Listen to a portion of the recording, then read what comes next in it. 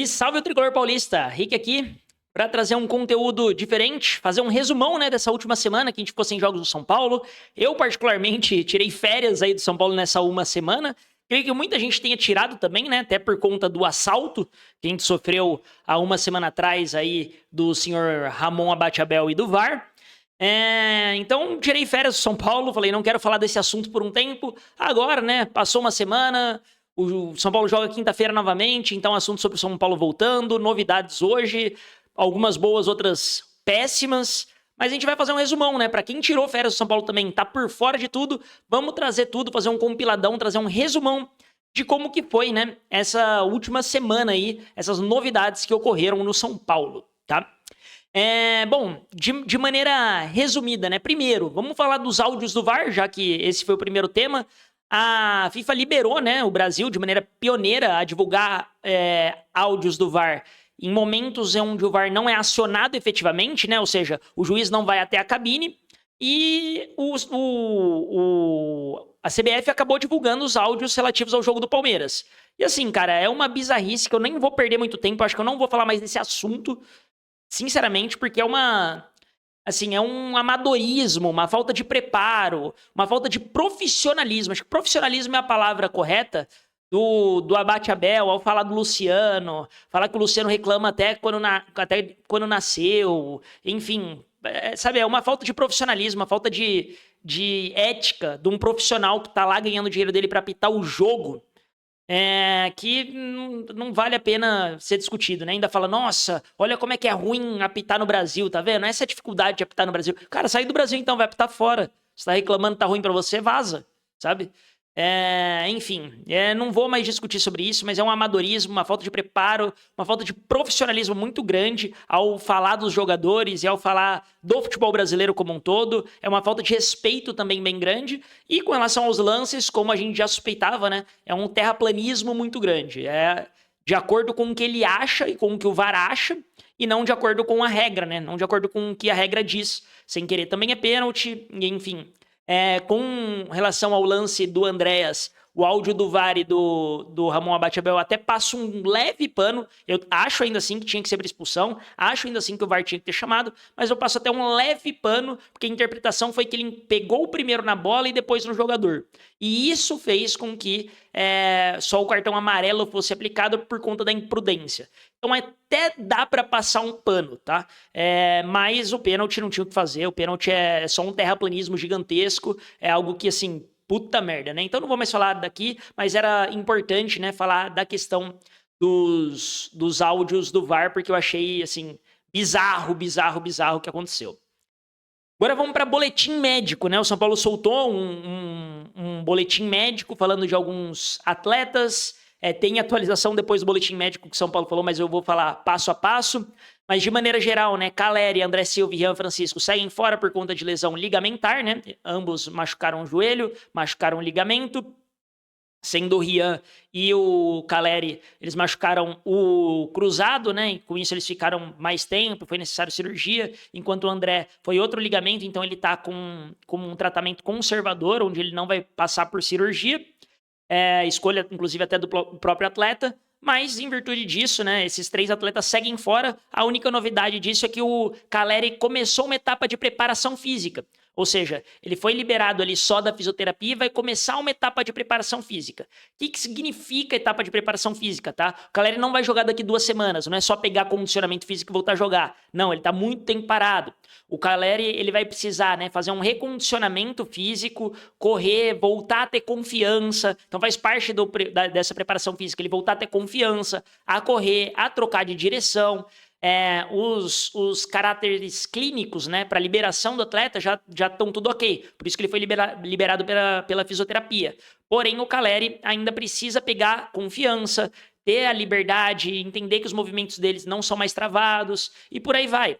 Então, é um processo que ainda vai demorar, tá? Pode ser que ele jogue ainda esse ano? Pode ser, mas não é o esperado e eu, honestamente, nem colocaria o Caleri para jogar esse ano. Recupera 100% para no começo da temporada do ano que vem, que começa bem cedo e que tem Campeonato Brasileiro, já no finalzinho de janeiro, né, vai ter Campeonato Brasileiro, eu já pensaria muito mais em recuperar o Caleri para janeiro do que para agora. Agora, caso dê, né, caso faça sentido ele jogar uma rodadinha ali no final, beleza, mas eu prepararia ele muito mais pro ano que vem, já pensando no ano que vem. Essa etapa de preparação física ainda vai um tempo depois que ele vai começar a trabalhar com bola, ainda afastado dos companheiros, para depois ele treinar junto com os companheiros com bola. Então ainda vai aí um processo longo. Eu estaria pelo menos mais um mês aí, um mês e pouco dessa preparação física, então por isso que eu não sei se vale a pena colocar ele ainda para esse ano, porque se a gente está falando aí de um mês e pouco, um mês e 10 dias que seja, a gente já está em dezembro. Então, até que ponto valeria a pena arriscar o Caleri para jogar uma partida na temporada, né? Recupera ele 100% para ele voltar com tudo no ano que vem. Mas, enfim, ainda assim uma boa notícia, voltou aí até a parte da preparação física antes do esperado, né? Faz mais ou menos aí 5 meses e pouco, não faz nem 6 meses que o Caleri passou pela cirurgia. Então, ainda assim é uma boa notícia. Lua e Tolói seguem se recuperando, né, de lesões musculares, então ainda estão afastados. O Tolói começou uma transição já para preparação física, em campo e até com bola, mas ainda não está em condições de jogo. Lucas deve voltar a ser titular. Depois eu gravo um vídeo falando só sobre o jogo, né? Quarta-feira a gente solta esse vídeo falando do jogo, mas o Lucas deve voltar a ser titular. Já tá 100%, já tá tudo ok, se preparou fisicamente durante esse período, então tem tudo ali pro Lucas voltar a ser titular. Muito provavelmente contra o Grêmio ele já vai ser titular. Então é uma boa notícia aí. Ferrarese também já está 100%. Ele ia ter 2 jogos, né, pela seleção venezuelana durante esse período. O primeiro ele foi titular e o segundo foi cancelado, amistoso. Então ele voltou antes e já pode ser relacionado para o jogo. Então é um bom reforço, né? Já que a gente só tinha 3 zagueiros, basicamente. 3 zagueiros da posição, efetivamente, né? O Luiz Gustavo até foi improvisado lá, o Negruti também. Mas a gente, zagueiro mesmo, a gente só tinha 3, só estava contando com 3. Se acontece com algum deles, é bom ter o Ferrarese de volta. Eu chuto até que o Ferrarese toma a posição do Sabino ali. O Alan Franco volta a jogar pela esquerda, que é onde ele rende mais. O Arboleda faz a sobra e o Ferrarese segue pela direita. Eu acho que o Ferrarese vai retomar essa posição de titular aí. Vamos ver no jogo contra o Grêmio. Mas ele tá de volta e ele ia ter um amistoso amanhã, né? Contra... não lembro agora contra quem, mas a Venezuela tem um amistoso amanhã que foi cancelado, então ele vai voltar antes e vai ser relacionado com certeza pro jogo de quinta-feira. Aí a grande péssima notícia, né, sobre o Oscar. Oscar sentiu no treino, sentiu um desconforto na panturrilha, fez os exames de imagem e foi constatada a lesão.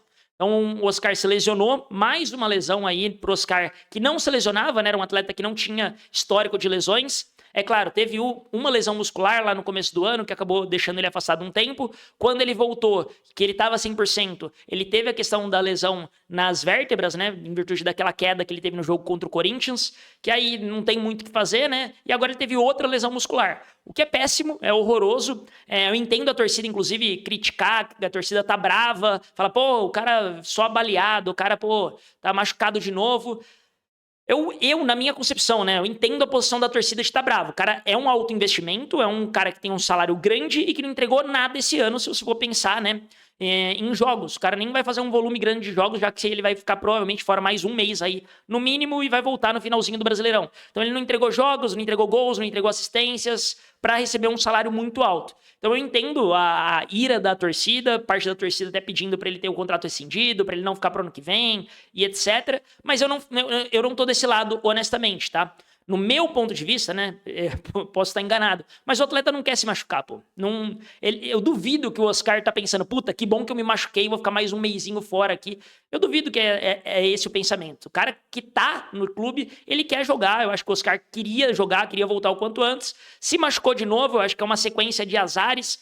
Quando você tem lesões, você tende a ter mais lesões, né? Principalmente quando você vem de uma lesão não muscular, que você não pode se mover muito, como foi o caso dele, né? Ele teve que ficar muito tempo de repouso. Uma lesão muscular logo após isso tende a acontecer. E aconteceu, infelizmente aconteceu. Enfim, não tem o que ser dito, né? Ele entendo pelo alto investimento da torcida ficar brava, mas como, na minha concepção, né? Parte desse investimento vem da Superbet, né? Que, lembrando, o Oscar, ele inclusive usa o Szinho ali na camisa, na parte do Oscar. O S dele é o S da Superbet. Ele foi uma contratação em parceria com a Superbet. Então, parte dos ganhos dele veio da Superbet. Eu manteria ele para o ano que vem. Recuperaria 100% para ele estar ano que vem, tentar fazer uma boa temporada e, obviamente, né, o que eu tentaria fazer é renegociar o contrato dele para, de repente, ter algo relacionado à produtividade. Não sei se vai acontecer, mas de qualquer forma eu manteria ele para o ano que vem, porque eu acho que sim, ele pode ser uma peça muito importante. Falta alguém criativo nesse meio campo do São Paulo, a gente vendeu o Matheus Alves, que poderia ser essa peça. O Rodriguinho oscila demais, tem jogos que o Rodriguinho vai muito bem, mas tem jogos que ele vai muito mal, e eu acho que ele ainda não tem essa... Ele não tá pronto para ser esse... Vou falar camisa 10, né? O Oscar não é o camisa 10, mas esse meia criativo do São Paulo, pra mim, o Rodriguinho não tá pronto. E não sei nem se vai ficar pronto, sendo muito honesto. Não sei nem se ele vai ser vendido na janela de transferências. E por isso que eu manteria o Oscar também pra ter uma peça ali. Eu acho que o Marcos Antônio vem fazendo um pouco disso, né? Mas o Marcos Antônio ainda é um pouco mais recuado. De qualquer forma, eu manteria o Oscar pro ano que vem. Entendo as críticas, entendo quem defende dele não permanecer, mas como esses vencimentos dele tá atrelado ao Superbet, eu manteria ele mais um tempo. Mas é um cacete, né? Ele tá fora de novo. Falando em manter ou não pro ano que vem, tem questão, falando aí rapidamente de potenciais negociações, né? Tem alguns clubes que demonstraram interesse no Luciano. Segundo o São Paulo, não chegou nenhuma proposta oficial, mas o Diniz ama o Luciano, né? A gente sabe disso. Ele que trouxe o Luciano pro São Paulo, pediu o Luciano no Vasco. Então o Vasco foi quem demonstrou. E o São Paulo, pelo menos, né, numa primeira ideia, se mostrou totalmente contra a venda do Luciano. O que eu particularmente concordo, tá? O Luciano muito provavelmente vai ser o nosso artilheiro no ano novamente. Todo ano o Luciano entrega 15, 20 gols pro São Paulo. É um atleta que, se você pegar o salário dele e dividir pelo número de gols no ano, é quem tem o melhor custo-benefício aí do São Paulo, você pode ter certeza disso. Então, eu manteria o Luciano. A não ser que chegue alguém, pague uma bala, pague a multa contratual ali, que, se eu não me engano, é bem alta a multa contratual do Luciano, né? Milhões aí, acima dos 10 milhões de euros, o que o São Paulo não vende nem moleque a esse preço, né? Então, se vendesse a 10 milhões de euros o Luciano, aí beleza, aí manda embora mesmo e pense em alguém para repor, ou joga com... Pensando que o ano que vem a gente vai ter Rian Francisco de volta, Caleri, o próprio Lucas que vai entrar mais, a gente tem o Ferreirinha, enfim. Aí tudo bem você pensar em não ter o Luciano, né? Mas, a não ser que seja vendido, eu não me livraria do Luciano. Eu venderia a preço de banana. Eu acho que é um jogador que entrega muito pelo São Paulo ainda assim, né? Mesmo passando por uma fases, mesmo às vezes tendo alguns pontos baixos, mesmo levando amarelos bobos que ele leva pra cacete, eu ainda manteria o Luciano. Então, vamos ver aí. A posição da diretoria a princípio, né? Que é de nossa diretoria que cansa de fazer cagada. É impressionante. Então, por enquanto, a diretoria falou que não vai negociar, mas veremos cenas dos próximos capítulos. Falando em diretoria fazendo cagada, né? Pra variar, nossa diretoria fez mais uma cagada, e uma cagada das grandes. Uma cagada, assim, que olha, de se aplaudir o tamanho da cagada da diretoria. Simplesmente o Cuiabá entrou com uma ação contra o São Paulo, porque o São Paulo, em junho, escalou um jogador por 6 minutos, né? Ele veio do banco, jogou 6 minutos contra o Cuiabá, e é um jogador emprestado do Cuiabá. É um moleque que chama Gustavo Santana. Ele é do Cuiabá, emprestado para o São Paulo. Ele tem uma multa, né, travada, o passe dele, na verdade, né, 100% dos direitos econômicos dele é travado em 1 milhão de reais. O São Paulo poderia adquirir 70% por 700 mil. E caso ele jogasse contra o Cuiabá, o São Paulo teria que pagar uma multa de 1 milhão de reais. O que é absurdamente imbecil o São Paulo ter colocado ele para jogar. Na minha concepção, o Cuiabá tá respaldado pela justiça. O São Paulo vai acabar tendo que pagar essa multa, que é de um nível de amadorismo e da diretoria que, assim, parabéns. Você poderia comprar 100% dos direitos econômicos do cara um dia antes do jogo por 1 milhão, que eu ia achar estranho, mas eu ia falar, ok, comprou o moleque e ele pode jogar amanhã e a gente não paga a multa. Agora, para ele jogar 6 minutos e você não pensar que isso pode gerar essa multa, não ver cláusula, puta, é de uma incapacidade, assim, de um amadorismo muito grande. Parabéns, viu? Parabéns, é inacreditável. Então, todo mundo aí de parabéns por esse nível de amadorismo. Inacreditável, cara. Eu fico realmente chocado com a cabacice, às vezes, que a diretoria faz. Libertadores Feminina, comentando bem rápido, o São Paulo participou, né, pela primeira vez da Libertadores Feminina, já foi eliminado nas quartas de final, em um torneio que o São Paulo foi muito mal, essa é a verdade. O São Paulo não desempenhou em nenhum jogo, até ganhou um jogo, mas não foi bem. Classificou, mas estava longe de ser favorito. Acho que o São Paulo fez uma Libertadores péssima, muito ruim mesmo, e mereceu a eliminação. São Paulo tá fora aí, foi eliminado nas quartas. Primeira Libertadores aí que o São Paulo participou, então legal ter participado aí uma primeira vez, mas enfim, campanha ruim aí das meninas do São Paulo. Não tiveram nenhum grande jogo. Próximos jogos em sequência, né? Igual eu comentei aqui, os próximos jogos do São Paulo. Quinta-feira contra o Grêmio lá no Sul. Jogo importantíssimo, tá? Não parece, mas é um jogo importantíssimo. O Grêmio até um pouco tempo atrás estava brigando para não cair, mas o Grêmio já abriu ali uma certa gordura pro Vitória, né? Que é o primeiro da zona de baixamento. Se não me engano, abriu 8 pontos. E o Grêmio tá a 5 do São Paulo. Ou seja, ele tá mais perto de chegar ali nesse bolo do G6, nessa briga, do que da zona de rebaixamento. Então eu vejo já como um confronto direto, tá? Porque se o Grêmio ganha, fica 2 pontos do São Paulo e a gente já começa a dar Deus nessa briga aí pelo G6, porque os times de cima tendem a ganhar. Então é um jogo importantíssimo. Um empate não seria um resultado horroroso, mas por ser um time que tá ainda na parte de baixo da tabela, né? Tá em 13º, eu acho que São Paulo, depois eu vou fazer um pré-jogo completo, né, na quarta-feira, mas eu acho que São Paulo teria que ir para buscar os 3 pontos lá no Sul.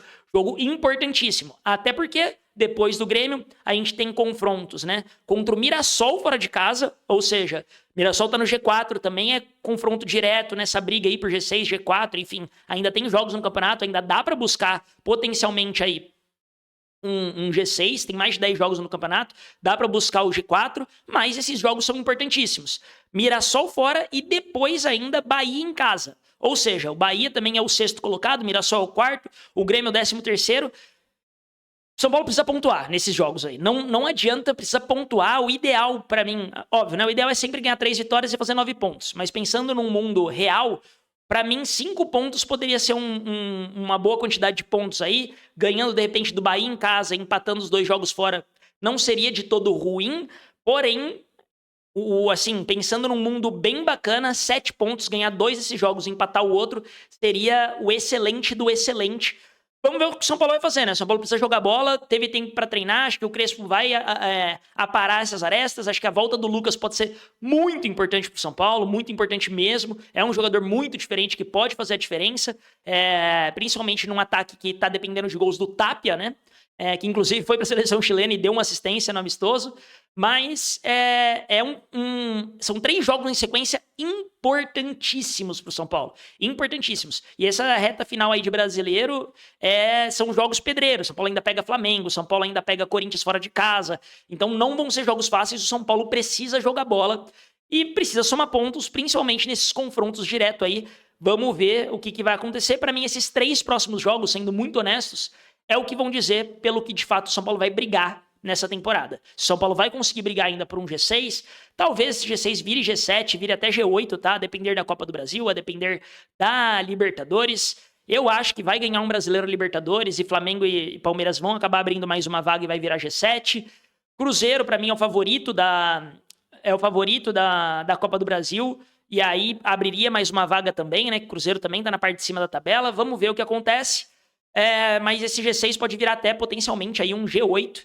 Então o São Paulo precisa se manter nessa parte de cima da tabela. E para mim esses 3 próximos jogos é o que vai dizer se o São Paulo de fato vai brigar por G6, por G4, ou se o São Paulo vai dar adeus aí, vai ficar no máximo numa zona de Sul-Americana aí. E enfim, seria péssimo até para análise financeira do São Paulo ano que vem, porque a gente sabe que Libertadores dá muita receita pro clube. Eu acho errado, né, a diretoria cobrar os preços abusivos que cobrou, principalmente nas quartas, onde precisava do seu torcedor, mas é fato que o torcedor, de qualquer forma, paga e acaba lotando o estádio e dando muita receita. Então eu não vou torcer contra o clube para gerar menos receita. Eu quero que o São Paulo gere receita para sair desse buraco que tá o quanto antes financeiramente. E para mim esses 3 próximos jogos podem decidir bastante do nosso futuro. E é isso, se gostou do conteúdo, não esquece de se inscrever aí no canal, de dar aquela moral, de deixar o joinha, tamo junto demais, não esquece que quinta-feira, a partir de umas 6h30, a gente já vai estar em live aqui, dando aquela resenhada, conversando, falando um pouco de São Paulo e Grêmio, assistindo o jogo em tempo real aqui, dando aquela resenhada com vocês. E também vamos estar em live no domingo, vamos estar em live no outro, acho que é sábado, né, contra o Bahia depois, então vamos estar em live todos esses dias. E é isso, deem aquela moral, não esquece de deixar o joinha, de se inscrever aí que me ajuda muito, ajuda a chegar em mais pessoas. Então quem puder dar essa moral é de muita ajuda e eu vou ficar muito grato. Tamo junto demais, aquele abraço e vamos São Paulo!